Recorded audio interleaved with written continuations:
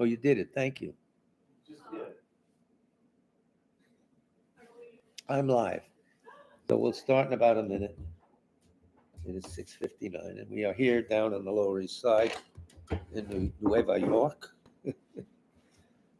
All right, we got all the stuff.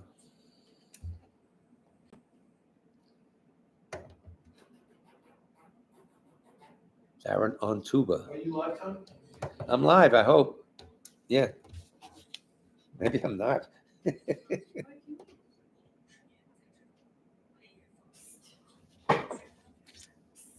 you go. Yeah. We'll start in a few seconds. 2, 3. Good evening. It is 7 o'clock here in the northeast of the United States, specifically the Lower East Side of Manhattan at Bowery and Houston, or Bowery and Houston. This is the twice weekly presentation of the Buddha Dharma from the Tibet Center, Kunchab Tardu Ling, a Buddhist meditation and study center located in New York City and northern New Jersey, under the direction of His Eminence Chabje Ling Rinpoche, under the co-direction of His Eminence Rato Kensa Tupten Lundam, or Venerable Nikki Breland. Any problems with the picture, the sound, etc., please text me or Darren right away. If there's anyone for whom you want us to pray for who has passed away recently, place their names on the chat box list so we'll have them, or some people have texted them to Darren, I guess, whatever. All the prayers are on the website in the FAQ section. Scroll down to prayers. I didn't even eat the kiwi, and I can't speak. We'll start. Prayer for the spreading of the teachings throughout the length and breadth of the West. By the force of the blessings of the non-fallacious three precious gems and of the truth of our pure selfless wishes, may the precious Buddhist teachings flourish and spread to the expanse of all areas throughout the length and breadth of the West. For all the people living here, together with their near ones, who have engaged in the teachings and have faith and respect for them, may all conditions adverse to the pure Dharma be dispelled, and an excellent collection of favorable conditions increase like the waxing moon. And especially for those who work on methods to accomplish the flourishing and spreading of the victorious one's teachings, which are the source of benefit and happiness. May they never be oppressed by masses of interference and adverse conditions, and may this spontaneously happen just as we have hoped and wished. The Heart Sutra, Heart of Wisdom Sutra. Thus have I heard once, the Blessed One was dwelling in the royal domain of the Vulture Peak Mountain, together with a big gathering of great monks and great bodhisattvas. At that time, the Blessed One entered the samadhi which examines the dharmas called profound illumination. And at the same time, noble Avalokiteshvara, the Bodhisattva Mahasattva, looking at the profound practice of transcendent knowledge, saw the five skandhas and their natural emptiness.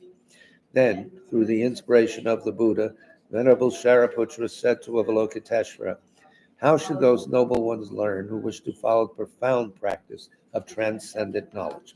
And Avalokiteshvara answered, Venerable Shariputra, whoever wishes to follow the profound practice of transcendent knowledge should look at it like this, seeing the five skandhas and their natural emptiness. Form is empty. Emptiness itself is form. Emptiness is not separate from form.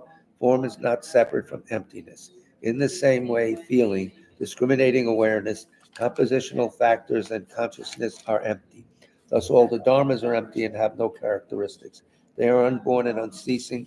They are not impure or pure. They neither decrease nor increase.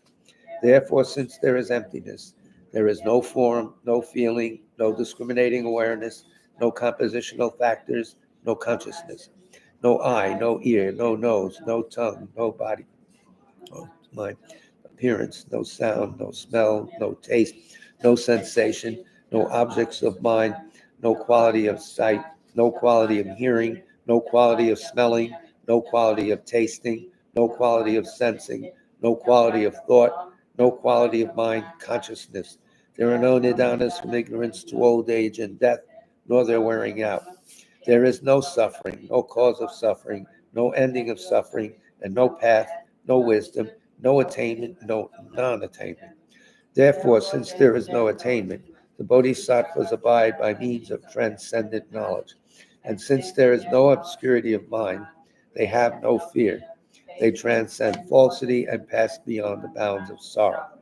All the Buddhas who dwell in the past, present, and future by means of transcendent knowledge, fully and clearly awaken to unsurpassed, true, complete enlightenment.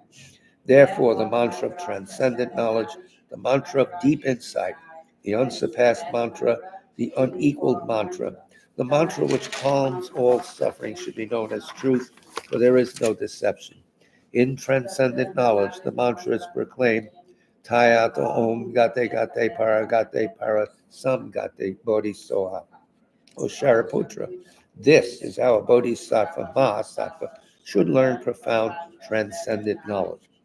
Then the Blessed One arose from that samadhi and praised the bodhisattva mahasattva Avalokiteshvara, saying, Good, good, O son of noble family, profound, transcendent knowledge should be practiced just as you have taught, and the Tathagatas will rejoice. When the Blessed One had said this, Shariputra and Avalokiteshvara, that whole gathering in the world with its gods, humans, Asuras, and Gandharvas, their hearts full of joy, praised the words of the Blessed One. How's the volume, Baron? Okay? Generating bodhicitta, taking refuge in bodhicitta vow. Yeah, that's it. I got it. With the wish to free all beings, I shall always go for refuge to the Buddha, Dharma, and Sangha until I reach full enlightenment. Inspired by wisdom and compassion, today in the Buddha's presence, I generate the mind intent on full awakening to the benefit of all sentient beings. As long as space endures, as long as sentient beings remain, until then may I too remain to dispel the miseries of the world. With the wish to free all beings, I shall always go for refuge to the Buddha, Dharma, and Sangha until I reach full enlightenment. Inspired by wisdom and compassion, today in the Buddha's presence, I generate the mind intent on full awakening for the benefit of all sentient beings. As long as space endures, as long as sentient beings remain, until then may I too remain to dispel the miseries of the world. With the wish to free all beings, I shall always go for refuge to the Buddha, Dharma, and Sangha until I reach full enlightenment.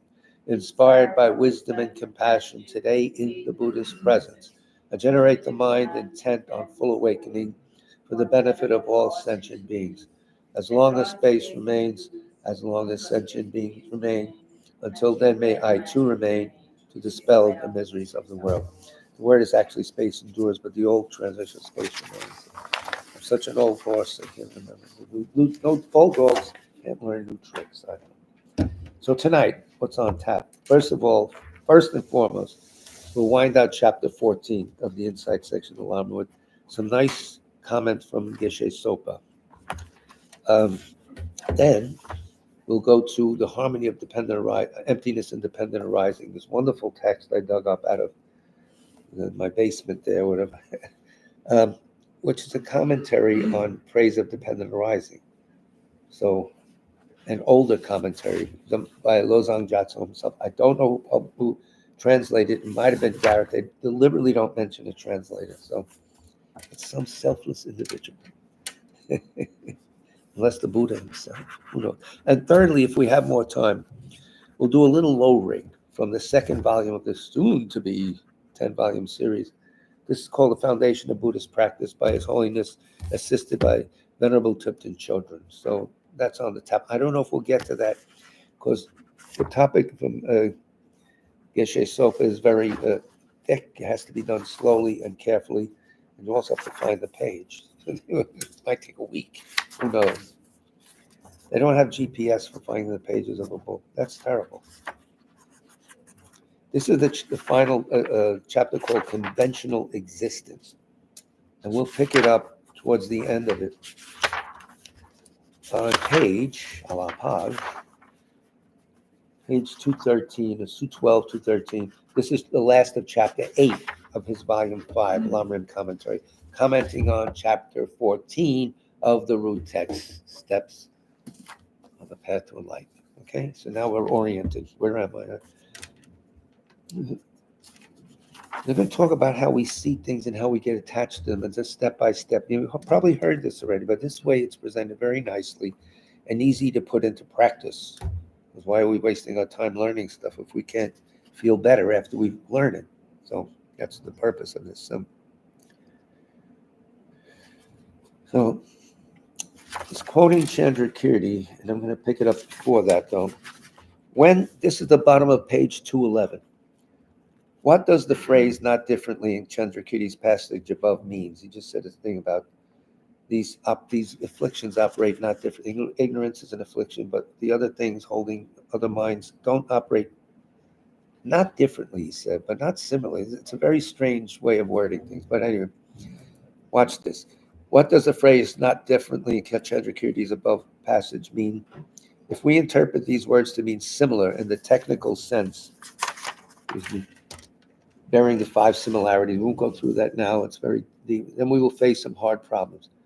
We'd have to say that ignorance, which holds its object to be inherently existent, and attachment arising on the basis of inappropriate attention that holds an impermanent thing to be permanent, have the same aspect. You're totally confused. Don't worry, it'll unravel now. In that they hold their object the same way, but clearly they don't. What? I thought ignorance started all. Yes, it does, but let them go step by step. This attachment holds its object to be permanent, where the ignorance holds its object to be inherently existent. We got to do this sort out if we're going to do some meditating and clear up a lot of fog in the brain. So the aspect of these two minds are different. You'll go 1, 2, 3 with how the ignorance starts the whole ball going in a few minutes. It will be all right to say that attachment holds things to be inherently existent and bears the 5 similarities to ignorance that hold things to be inherently existent, because both these minds hold their object in the same way. But we cannot say that all attachment arising indirectly on the basis of this ignorance bears the same 5 similarities to it. What does he mean? Furthermore, the technical notion of possessing 5 similarities does not really apply here, because ignorance, being a mental affliction, is not a primary mind. And the 5 similarities are what always accompanies a primary mind, the time, etc. That's kind of thick to go into now. Main point to know is that you got to sort out the basic ignorance, the attachment, and this, because you're going to apply specific antidotes. You can't just say ignorance wipes it all out. Yeah, if you're an arhat, but not yet. So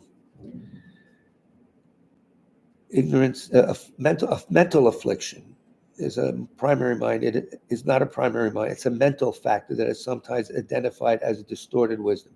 So here's Chandrakirti's quick comment. In his Chandrakirti, and Sankhapa's comment on Chandrakirti, in his commentary on Chandrakirti's introduction to the middle way, Sankapa glosses Chandrakirti's words as follows: attachment and so on are not dissimilar to ignorance, in that the ways they engage their objects are similar to that ignorance and are connected to it, but they're not exactly the same.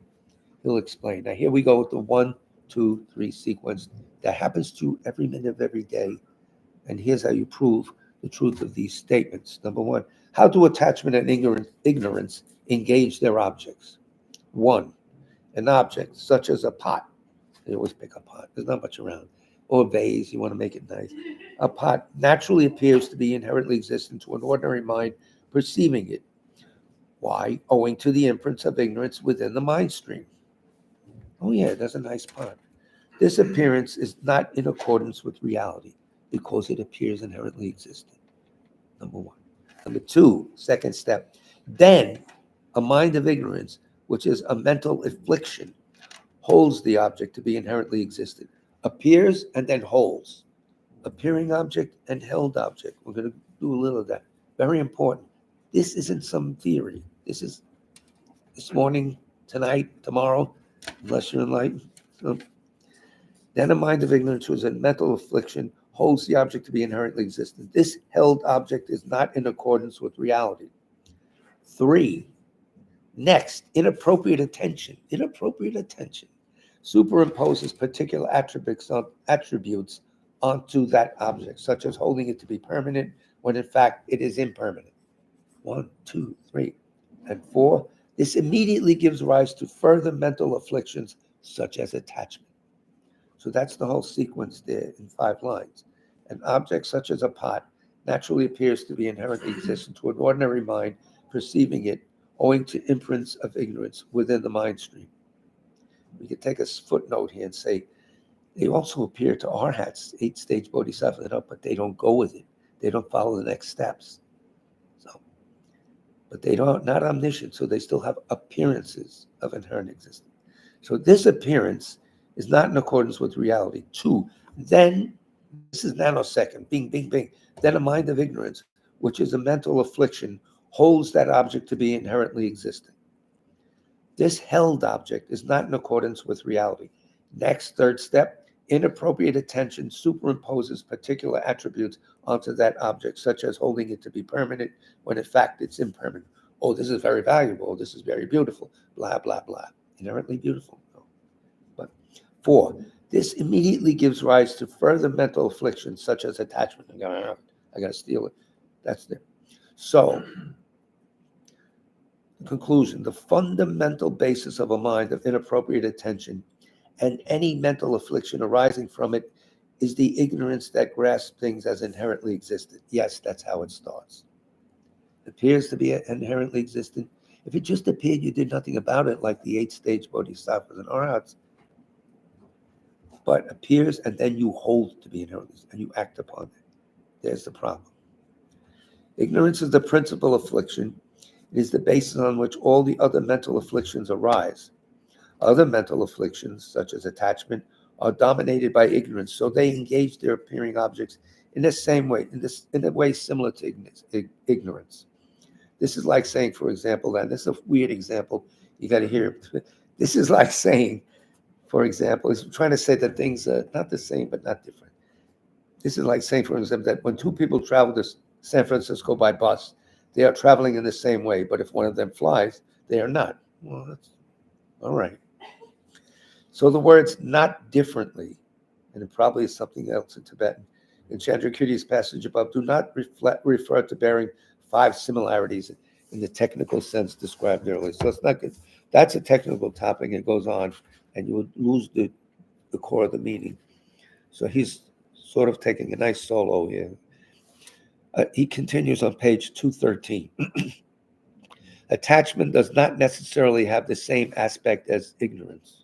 Oh, because these minds engage their held objects in different ways. They're held objects in different ways. Rather, the phrase not differently means that attachment and ignorance are of similar types of mind in that they change their appearing objects in a similar way. And they engage, rather, their appearing objects in a similar way. But attachment is not ignorance, it's a derivative of it, etc., and so forth. Remember, there are at least 2 types of objects of consciousness. The appearing object, which is the object as it appears to the consciousness, and the held object, which is the object as it is held by the consciousness. Now he refers us to note 81, which is a beauty. Should save us time and thought. The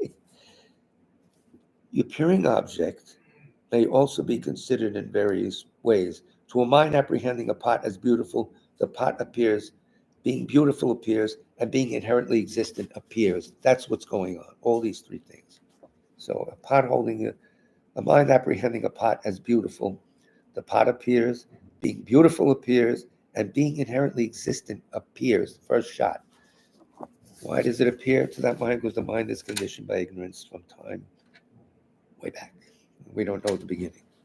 I don't think anyone does.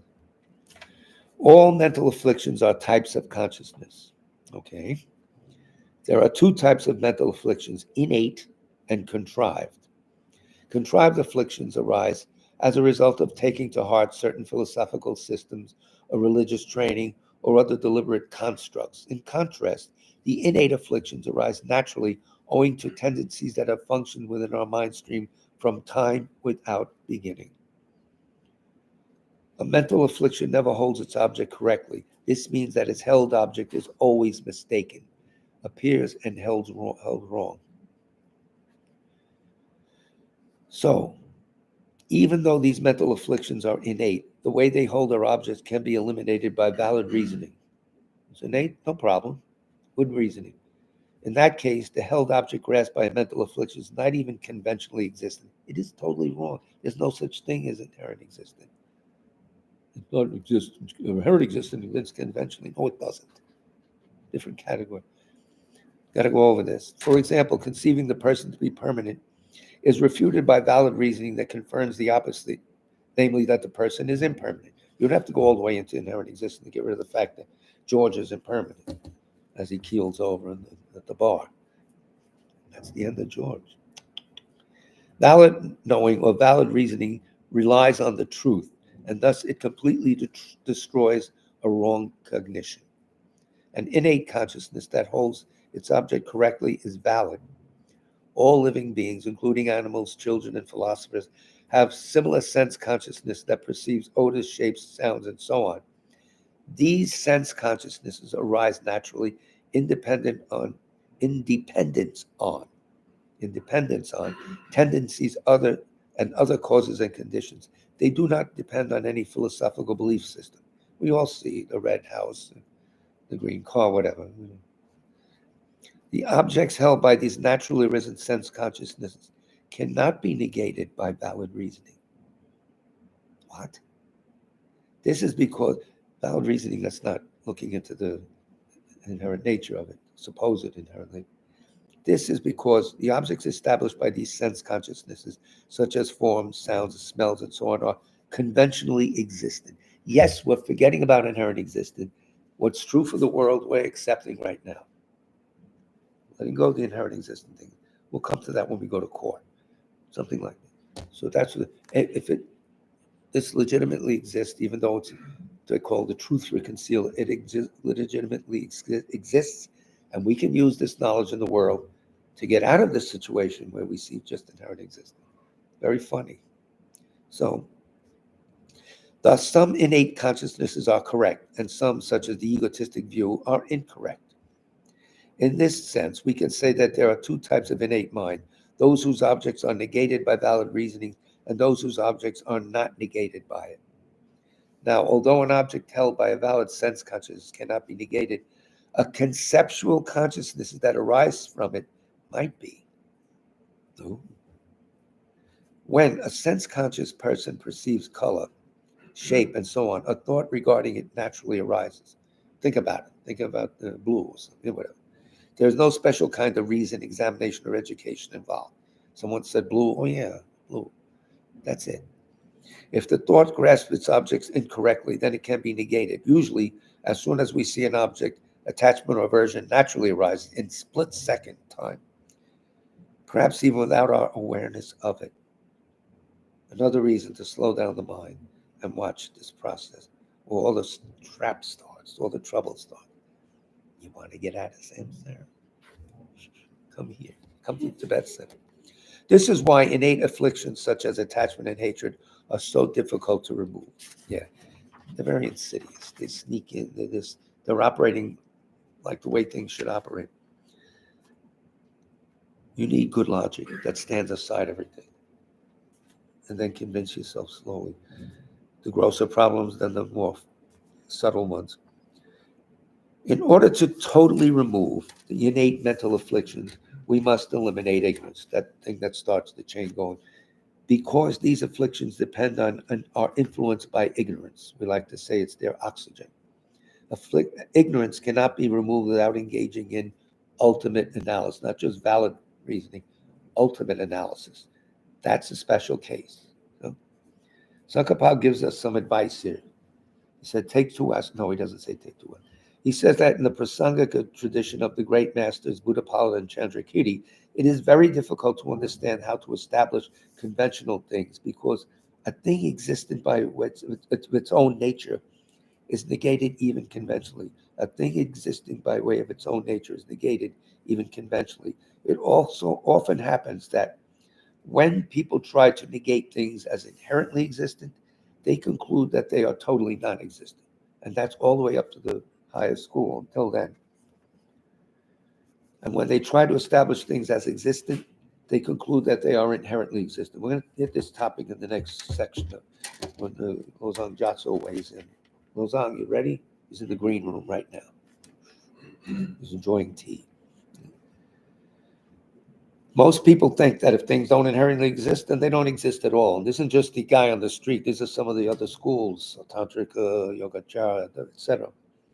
According to them, if something exists and is properly established, then it must be inherently existent. So there. No. The Prasangika system makes a distinction here. Things do not exist inherently, but they do exist. A little koan almost. Things do not exist from their own side or by their own nature, but they do exist. How? Merely on thought, based on thought and language. Based on thought and language. They exist only conventionally, relatively, dependently. If they're relying on a name, thought, language, then it's a dependency, and then they exist conventionally, legitimately, dependently. Once there's dependence, there's no inherent existence.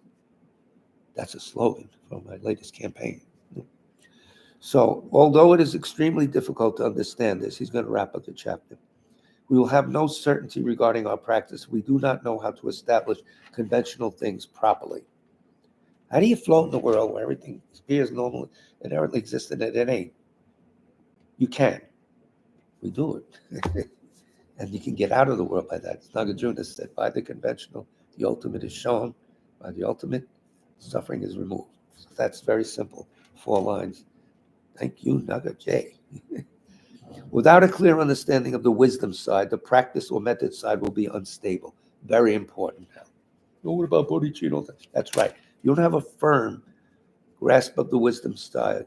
You don't have strength in the practice side. There's always part of the mind wavering. That's so the two complement each other very nicely. So it is of most important not to lose the practice side. This includes ethical discipline, taking refuge, developing love and compassion, and so forth. If you're a bodhisattva, developing bodhicitta too. It is difficult to develop a definite understanding of these teachings and practices if we incorrectly view things to be inherently existent. Of course, we will not be able to establish cause and effect properly. Therefore, the correct view is the most essential thing, because without it, we will lose the practice side. Tsongkhapa shows this throughout the Lamrim Chenmo, the first half of the text, the first 2 volumes actually, about how to develop the practice side. The final chapter, the final volume, I guess in Tibetan it's chapters, I don't know. The final chapter, almost the entire second half of the text, is about developing insight. We need to understand how to establish our practice without losing the correct view. If through establishing the view we abandon our practice, or if through establishing our practice we lose the correct view, then our practice will not be complete. The old 2 wings of the bird, yeah. Therefore, although it is most difficult to establish these two together, intelligent people should develop mastery of the way to establish conventional truth and ultimate truth according to the subtle Prasangika system. Subtle it is. Tsongkhapa does not elaborate any further on this topic. He fears he has already said too much. He always says that. I feel said too much. Not for me. I can't even understand the 2 words. But anyway, although there have been a lot of words, we still need more, don't we? Yeah. But easier ones. So that's the end of chapter 19, our good friend. Chapter 14, geez. Alzheimer's on its way. Let me see if I can hold it off. Checking the clock. Okay. Some of these ideas will now be orchestrated differently in this text. Praise of dependent arising. He calls it the harmony of emptiness and dependent arising. The harmony of it. So, I marked the page before class, right, Jackie? No. Hey, lose the damn page again.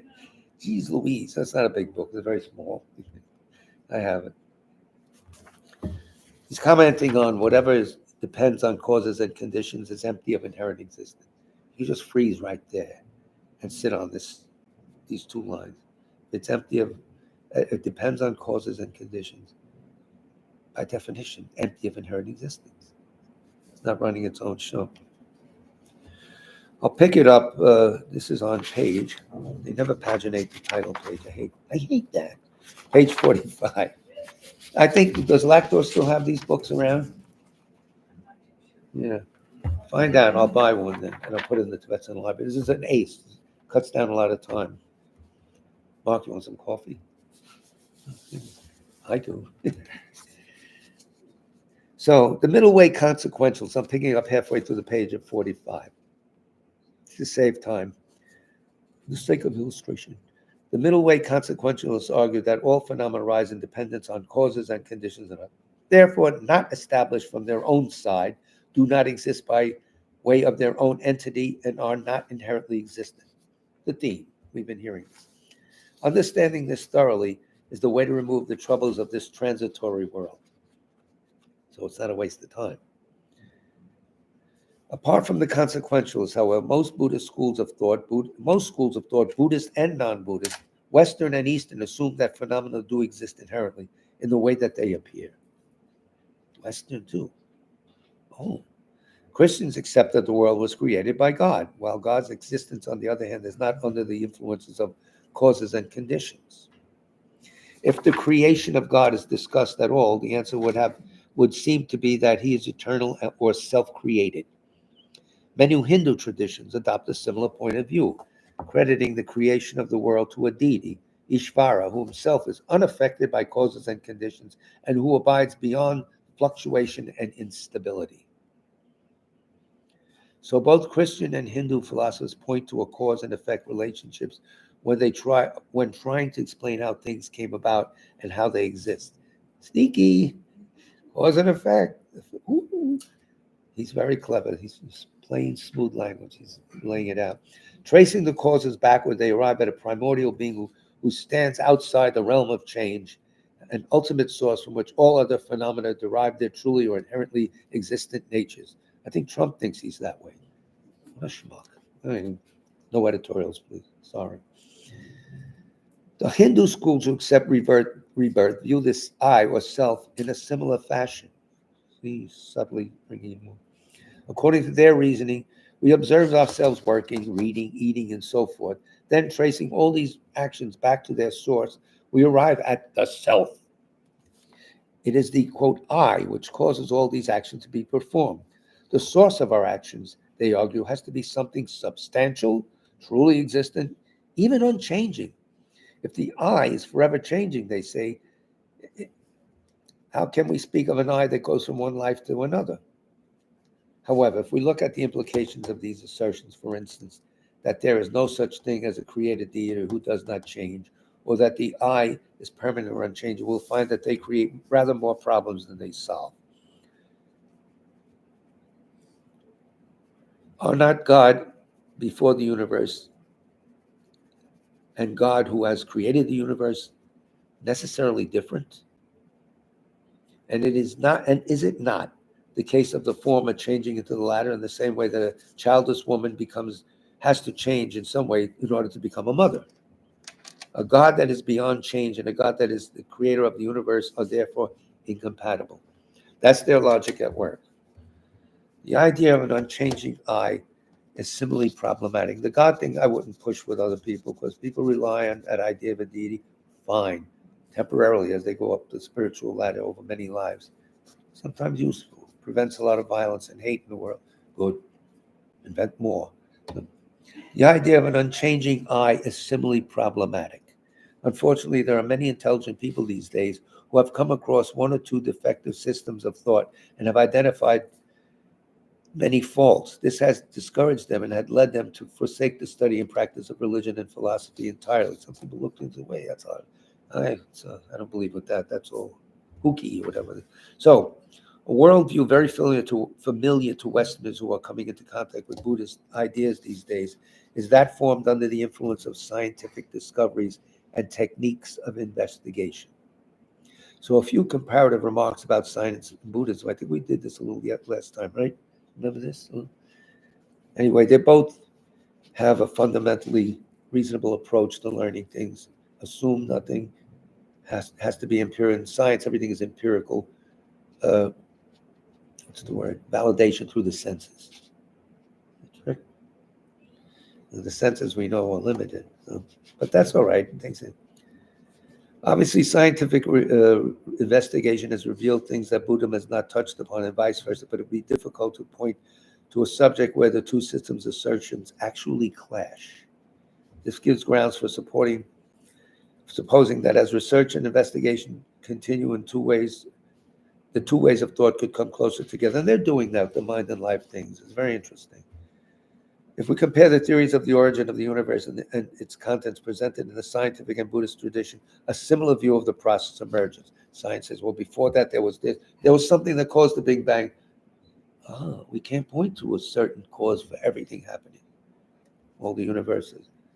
Various explanations of how this world, the other planets and stars origin are put forward in different scientific theories, a common theme of which seems to be that though a beginning can be posited for various heavenly bodies and so forth. Now, this universe came into the process of, the process of becoming in the universe in general is not something which scientists can state at a particular beginning. I remember His Holiness saying, well, there had to be something that caused the Big Bang and something before that. Yes, this limited world has beginning, middle, end, but then what about what happens then? He's trying to point at the endless continuity of life. It's very important. Whatever phenomenon it can trace back to, in turn, must have a cause. Everything has a cause. Down on the atomic level, we find the same broad conclusion obtaining. Many minute particles temporarily conglomerate to form material objects, which then, in the fullness of time, disintegrates. Individual gross forms arise and fall apart or are destroyed, but it is not possible to posit a beginning to the process. Any atomic substance or element has to have a cause. That cause must have had a cause, and so on. So it's the same thing. Things are moving all the time. There has to be a cause. There were no cause, it would never be there or always be there and never change. So there's causation. We say this all the time. It's important to set your mind at ease. Yeah. Learning always helps. Buddhist scholars have no quarrel with all this. Rather, they extend this understanding to the mind. Just as it seems simplest to say that matter has always been around in one manifestation or another, so we say has mind, basically for the same reasons. This should be a very big cheers, I don't know, apple juice or whatever you drink these days. The scientific description of the conception and development of a child in the womb deals principally with the manifest physical aspects, from the meeting of the sperm and ovum onwards, whereas the Buddhists, while not faulting this explanation, bring three other elements to the fore. Three other elements. What? Consciousness, subtle form, and karma. A consciousness which has some time previously separated from its former body and which contains the karmic seeds or potentials deposited on it by previous actions, together with its support, a very subtle kind of form, or the subtle wind, enters the womb at the time of conception and joins with the uniting sperm and ovum. It becomes its new body. So sometimes sperm and ovum meet and there's no conception, right? There has to be a third factor. The third factor here is, according to Buddhism, the subtle mind and wind coming from another life. Christians will say it's God. God did it. All right, God did it. Send him the bill. So I'm not making fun. I mean, there has to be a third factor. His Holiness mentioned this more than once at the Mind and Life conferences. As the child grows in the womb, science can furnish a very accurate picture of the different stages of its physical development. The Buddhist texts speak more about the inner experiences of the child during this time, contact, feeling. Well, again, these two versions of the first stage of life would seem to be quite compatible. The points of view are different, but there is nothing in the Buddhist description which contradicts the scientific one, and the Buddhist finds the scientific description complementary to his or her own. So now he goes on the topic of mind is, in essence, clear and cognizing. This is important. The only thing which can become the entity of the present moment of any individual's mind, and this includes the mind of an individual at the first moment of conception, is, you guessed it, the previous moment of that mind. How can something which does not have the qualities of being clear and knowing, and does not experience happiness and sorrow, change into something which is clear and knowing, and does experience happiness and sorrow? Matter cannot be produced in the entity of something clear and cognizing. So there's your definition. Separation, rather. Very clear. Don't waste your thoughts this way or that way. Matter cannot produce mind. Each individual's mind is a non-material phenomenon which does not have any beginning, nor does it have any end. Congratulations, you're all eternal. Now what? Everyone's stream of consciousness is constantly changing. Sometimes such a stream of consciousness takes a gross form, the ordinary sense consciousness being considered gross. Sometimes it takes a subtle form. For instance, during the death process. Yes, this gross mind, dissolve. All the elements that we thought were always around, never going to be, they're all thrown out when the mind gets down to the pure level. They're not really inherent to us. What's the word? They're adventitious to us. So that's a good piece of advice to know. Sometimes the delusions such as anger, hatred, and pride flare up. Sometimes they are not manifest, but existing only as potentials. The influence of ignorance is always present to some degree in an ordinary person's consciousness, not a Buddha, affecting every cognition of as such a person has. Associated with every consciousness and acting as its basis is a very subtle kind of form or energy called subtle wind, lum, chi, prana. Yeah, Leon knows about chi. Like the mind that accompanies, it cannot be said to have any beginning. That's always there too. Subtle mind, subtle wind has always been around. Nor can we, who as it were, possess our particular stream of consciousness, be said in a sense to have any beginning, in a certain sense. Now we demarcate this life to the next, but a person in this sense of the world goes from life to life, sometimes being born in the human realm, sometimes being born as an animal or else a god or some other creature. Oops, these are old pages, hard to do. The gross physical forms are adapted and discarded while the consciousness migrates on and on from one existence to another. Upon death, anyone who has not mentally evolved to the point where he or she can step off this round will be thrust again into an existence where suffering occurs. How do you get out? Understand reality, understand emptiness. The main goal of Dharma practice is to bring to an end the process of uncontrolled rebirth, because what it amounts to is suffering. The means lie in our capacity for mental evolution. Hence, the main subject for analysis and investigation in Buddhist philosophy is the mind. If we briefly mention one or two of the major classifications of mind in the Buddhist system, there is first of all the division into two valid and invalid awarenesses, those that correctly apprehend a particular aspect of reality and induce certainty with respect to it, and those that do not. He has a nice note here. We've got time. Yeah, we do. We have to make time. We noted earlier that in an ordinary person's continuum, every one of his cognitions or her cognitions is affected by ignorance. But the fact an ordinary person's valid awareness is not totally free of the effects of ignorance does not mean that it cannot be correct with respect to the main features of its object. It knows what this and that is, but doesn't realize that we're seeing it as inherent existence. But still, it's useful. For instance, we can still see and recognize a friend we are wearing dark glasses, which prevents us from seeing colors properly. That's a nice example. Okay, we'll continue. A careful study of those two types of minds is most worthwhile. For instance, an investigation of valid minds reveals two distinct kinds: direct valid perceivers and inferential valid cognizers. He says perceivers for direct and inferential, he calls them cognizers. Some of the key objects of contemplation and meditation on the path to liberation, such as emptiness and dependent arising, are quite subtle affairs, so an ordinary being cannot observe them by direct perception, though that is his or her eventual aim. Yes, we want to see it, as Rabbi She used to say, see emptiness like you see your hand in front of your face. Yeah, like that. And he would put his hand like this. Oh, we'd all agree. We know what the hell he's talking about, but we want to show off. Yeah, he laughed. To understand them in the beginning, he has to depend on an inferential cognition, which is basically a type of infallible mind which relies on a reason. You cut away a lot. Pardon. Getting a little horse-lipped. To give a simple example of an inferential cognition, here we go again. Don't fall asleep, please. Suppose we are standing outside a house and we see smoke rising from the chimney. Okay, Suppose we watch TV without the sound and we see a politician's mouth moving. We know he's lying by inference. So that's that.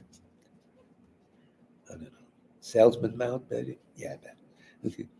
In dependence on cognizing smoke, we can see that there's fire. We cannot see it directly, but we have an idea. So that's the idea of like an inference. The exactness, I'm skipping a little for the sake of clarity and time.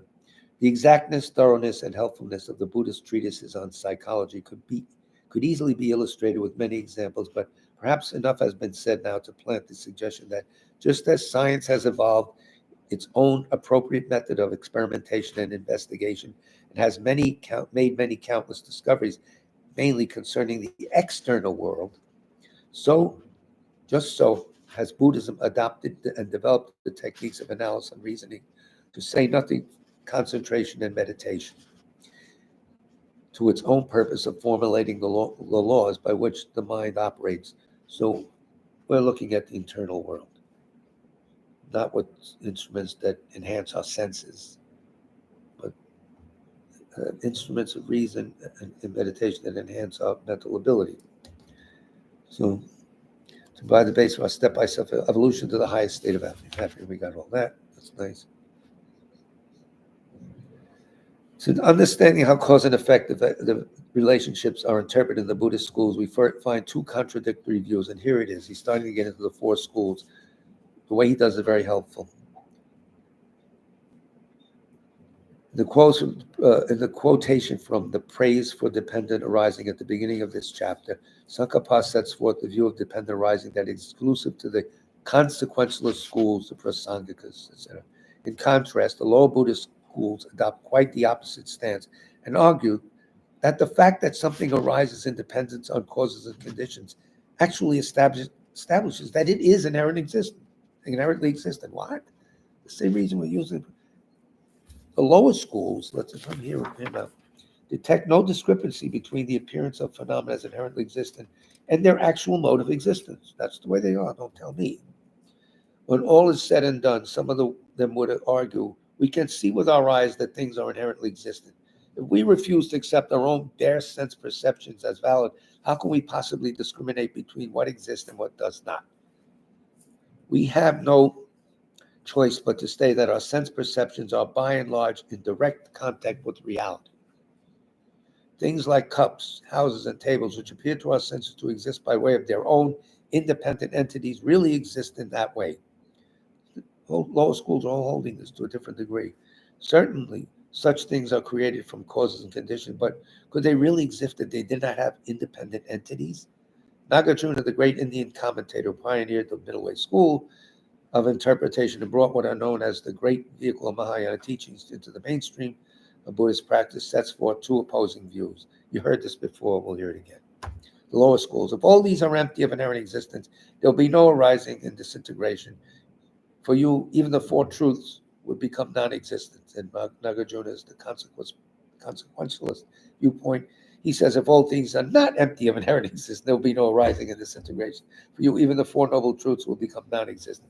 All right, he established that two totally opposite views. You know, we got on time here. So the reasoning, the subject, the house, inherently exists because it arises independent on causes and conditions would be a valid argument from the lower school's point of view. A house inherently exists. The bricks and building materials that it is made of inherently exist, and the atoms and so forth that make up the building materials also inherently exist. So there. If the parts of the house were not inherently existent, they argue, would you put them together? How would you have a house? When you put them, how are you going to have a house? For example, we may dream about building a house. We may dream that we have the various building materials. However, we obviously cannot build a real house with these dream materials. Why not? Because as we discover when we awake, such materials were just in the nature of appearance and not established from their own side. Very clever, really good. They're not just dummies here. You can't just walk on the court and give your speech and win. You'll lose. Compare the image of a person projected onto a screen by a film projector with a real person. With respect to these two different appearances of a person, on what basis, asks the proponents of the lower schools, can the consequentialist identify which is actually a person, which is not? Ooh. For the lower schools, it is easy. The projected image is not a person, but is the mere appearance of a person, because from the side of the object, there is no person to be found, as it were, to back up the appearance. The real person is a person because he is established from his own side as such. The consequentialist position is that nothing exists from its own side. Therefore, they must accept the absurd consequence. It's the lower school talking about that. According to their view, there is no valid means to discriminate between the film image of a person and an actual person. They're sophisticated. Don't just write them off. And you got to go through this yourself, because you'll come closer to the higher school. Moreover, the state of liberation or enlightenment were not established from its own side, but was just imputed by the mind, being some kind of mental projection. What reason would there be for attaining such a thing? And what benefit would there be in it? If the I were merely mentally imputed, how could we migrate from one life to the next? They're really piling it up. How could we experience pleasure and pain? If virtue and non-virtue, positive and negative actions were devoid of inherent existence, what meaning would there be in engaging in one and abandoning the other? According to this critique by the lower schools, then the error of those who propound no inherent existence is so great that in their system, the idea of such a thing as a path to liberation, the distinction between right and wrong, and even the distinction between existence and non-existence loses all meaning. So leave it at that. Tune in next week for the conclusion of this debate. Brought to you by lots of sweets, crappy foods. So we don't have time to do low rig tonight, but what we're going to do when we do low rig is just introduce the second volume here. It's really wonderful. And as I said before, he's going to teach it from the Satantrika school's view. No, not from the Satantrika school view, from the Prasangika school viewpoint. First pointing out the 7 types of awareness according to Satantrika, and then pointing out Chandrakirti's presentation in the clear words, the 4 types of reliable cognizance instead of the 7. And he said we're going to use the Prasangika definitions throughout this volume. So he said. So we have to see. That's what awaits us as our supplement to the Lamrim. And then we'll move on to chapter 15. So do we have any names? No. No name. What? Tom Moriaco, right? Morocco. AICO. I remember you texted me the other night. Thank you. ACO. Your parents' friend. Wait, Darren has started. Oh, yeah. Toby Keith. Yeah, Toby Keith. Oh, God. Poor guy. Stomach cancer. 62. That's a hard life. I don't know what people go into it. Touring all the time, eating lousy food. Ugh. Making a lot of money. I don't know. Sutra, the recollection of the noble 3 jewels. I prostrate to the omniscient one. Thus the Buddha Bhagavad Tathagata, Arhat Samyak Sambuddha, the learned and virtuous one, the Sugata, the knower of the world, the charioteer and tamer of beings, the unsurpassable one, the teacher of devas and humans is the Buddha Bhagavat. The Tathagata is in accord with all merit. He does not waste the roots of virtue. He is completely ornamented with all patience. He is the basis of the treasures of merit. He is adorned with the minor marks. He blossoms with the flowers of the major marks. His activity is timely and appropriate. Seeing him, he is without disharmony. He brings true joy to those who long with faith. His knowledge cannot be overpowered. His strengths cannot be challenged. He is the teacher of all sentient beings. He is the father of bodhisattvas. He is the king of noble ones. He is the guide of those who journey to the city of nirvana. He possesses immeasurable wisdom. He possesses inconceivable confidence. His speech is completely pure. His melody is pleasing. One never has enough of seeing him. His form is incomparable. He's not stained by the realm of desire. He's not stained by the realm of form. He is not affected by the formless realm. He is completely liberated from suffering. He is completely and utterly liberated from the skandhas. He is not possessed with dhatus. His ayatanas are controlled. He has completely cut the knots. He is completely liberated from extreme torment. He is liberated from craving. He has crossed over the river. He is perfected in all the wisdoms. He abides in the wisdom of the Buddha Bhagavats, who arise in the past, present, and future. He does not abide in nirvana. He abides in the ultimate perfection. He dwells on the bhumi where he sees all sentient beings. All these are the perfect virtues of the greatness of the Buddha Bhagavat. The holy Dharma is good at the beginning, good in the middle, and good at the end. Its meaning is excellent. Its words are excellent. It is uncorrupted. It is completely perfect and completely pure. It completely purifies. The Bhagavat teaches the Dharma well. It brings complete vision. It is free from sickness. It is always timely. It directs one further. Seeing it fills one's purpose. It brings discriminating insight for the wise. The Dharma, which is taught by the Bhagavat, is revealed properly in the Vinaya. It is renunciation. It causes one to arrive at perfect enlightenment. It is without contradiction. It is pithy. It is trustworthy and puts an end to the journey. As for the Sangha of the great Yana, they enter completely. They enter insightfully. They enter straightforwardly. They enter harmoniously. They are worthy of veneration with joined palms. They are worthy of receiving prostration. They are a field of glorious merit. They are completely capable of receiving all gifts. They are an object of generosity. They are a great object of complete generosity. The protector who possesses great kindness, the omniscient teacher, the basis of oceans of merit and virtue, I prostrate to the Tathagata. Pure, the cause of freedom from passion, virtuous, liberating from the lower realms. This alone is the supreme ultimate truth. I prostrate to the Dharma, which is peace. Having been liberated, they show the path to liberation. They are fully dedicated to the disciplines. They are a holy field of merit and possess virtue. I prostrate to the Sangha. I prostrate to the Buddha, the leader. I prostrate to the Dharma, the protector. I prostrate to the Sangha, the community. I prostrate respectfully and always to these three. The Buddha's virtues are inconceivable. The Dharma's virtues are inconceivable. The Sangha's virtues are inconceivable. Having faith in these inconceivables, therefore the fruitions are inconceivable. May they be born in a completely pure realm. So tomorrow night, Venerable Karuna, Tenzin Karuna, will be speaking at the parsonage in South Orange. And Saturday is a big day. It is both Chinese New Year and Tibetan New Year. So we'll have a normal Tara ceremony at 1 o'clock. We'll probably have a little chanting in Tibetan, courtesy of Venerable Tenzin Churab. Honorable Chen Tenzin Churab is no longer a monk. And the following Tuesday, Venerable Karuna will teach from here. So that's the whole program. You're all welcome Saturday to the parsonage in South Orange. Go to our website, and it gives you the instructions on how to get there. It's very simple, by train, by plane, or whatever.